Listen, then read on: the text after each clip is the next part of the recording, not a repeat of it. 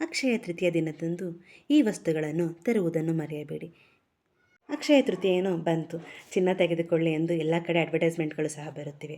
ಆದರೆ ಸಾಮಾನ್ಯರಾದ ನಮಗೆ ದುಬಾರಿಯಾಗಿರುವ ಈ ಚಿನ್ನ ಮತ್ತು ಬೆಳ್ಳಿ ಖರೀದಿ ಮಾಡೋಕ್ಕೆ ಸಾಧ್ಯನಾ? ಅಸಲಿಗೆ ಅಕ್ಷಯ ತೃತೀಯ ಅಂದರೆ ಬರೀ ಚಿನ್ನ ಮತ್ತು ಬೆಳ್ಳಿ ಖರೀದಿಸುವುದಷ್ಟೇ ಅಲ್ಲ. ಚಿನ್ನ ಅಥವಾ ಬೆಳ್ಳಿ ಖರೀದಿಸಲು ಅನುಕೂಲವಿದ್ದರೆ ಖಂಡಿತ ತಗೊಳ್ಳಿ, ಇಲ್ಲ ಅಂದರೆ ನಿಮಗೆ ಬೇಕಾಗಿರುವ ಈ ವಸ್ತುಗಳನ್ನು ಸಹ ನೀವು ತೆಗೆದುಕೊಳ್ಳಬಹುದು.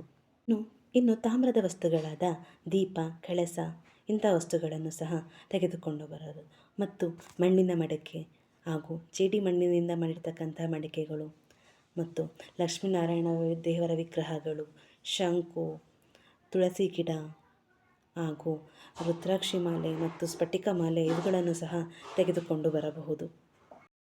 ಇನ್ನು ಮನೆಯಲ್ಲಿ ತುಪ್ಪ, ಜೇನುತುಪ್ಪ, ಕಲ್ಲು ಸಕ್ಕರೆ ಇವೆಲ್ಲವೂ ಸಹ ಲಕ್ಷ್ಮಿಗೆ ಪ್ರಿಯವಾದದ್ದು ಮತ್ತು ಅಕ್ಕಿ, ಕಲ್ಲುಪ್ಪು ಮತ್ತು ಬೆಲ್ಲ ಇವುಗಳನ್ನು ಸಹ ತೆಗೆದುಕೊಂಡು ಬರಬಹುದು. ಹೊಸ ಬಟ್ಟೆಗಳನ್ನು ಸಹ ತೆಗೆದುಕೊಳ್ಳಬಹುದು. ವಾಹನ ಏನಾದರೂ ಖರೀದಿ ಮಾಡಬೇಕಂದ್ಕೊಂಡಿದ್ರೆ ವಾಹನ ಖರೀದಿಸಬಹುದು. ಇನ್ನು ವಿದ್ಯಾಭ್ಯಾಸಕ್ಕೆ ಬೇಕಾಗಿರ್ತಕ್ಕಂಥ ವಸ್ತುಗಳು ಪೆನ್ನು, ಬುಕ್ಸು ಈ ಥರ ವಸ್ತುಗಳನ್ನು ಸಹ ತೆಗೆದುಕೊಂಡು ಬರಬಹುದು. ಹಾಗೆ ಬಹಳ ಮುಖ್ಯವಾಗಿ ಪೊರಕೆ, ಅಕ್ಷಯ ತೃತೀಯ ದಿನ ಪೊರಕೆ ಖರೀದಿಸುವುದು ಬಹಳ ಶ್ರೇಷ್ಠ ಎಂದು ಹೇಳಲಾಗಿದೆ. ಆದರೆ ಏನನ್ನು ಖರೀದಿ ಮಾಡಬಾರದು ಎಂದರೆ ಕಪ್ಪು ಬಟ್ಟೆ ಖರೀದಿ ಮಾಡಬಾರ್ದು ಅಥವಾ ಧರಿಸಬಾರ್ದು. ಸಾಲ ತೆಗೆದುಕೊಡೋದು ಅಥವಾ ಸಾಲ ಕೊಡೋದು ಇದನ್ನು ಅವಾಯ್ಡ್ ಮಾಡಬೇಕು ಮತ್ತು ಲೆದರಲ್ಲಿರ್ತಕ್ಕಂಥ ಐಟಮ್ಸ್ ಸಹ ಅವಾಯ್ಡ್ ಮಾಡಬೇಕಂತ. ಹಾಗೂ ಮುಳ್ಳಿನ ಗಿಡಗಳಾದ ಕ್ಯಾಕ್ಟಸ್ ಈ ಥರದ ಐಟಮ್ಸ್ಗಳು ಸಹ ಮನೆಗೆ ತೆಗೆದುಕೊಂಡು ಬರಬಾರದು.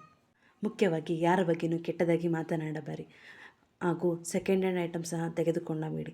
ಹಾಗೆ ಶಾರ್ಪ್ ಆಗಿರ್ತಕ್ಕಂಥ ವಸ್ತುಗಳು ಅಂದರೆ ಸೂಜಿ ಮತ್ತು ಚಾಕು, ಕತ್ತರಿ ಈ ರೀತಿ ಚೂಪಾದ ವಸ್ತುಗಳನ್ನು ಸಹ ತೆಗೆದುಕೊಂಡು ಮನೆಗೆ ಬರಬಾರದು.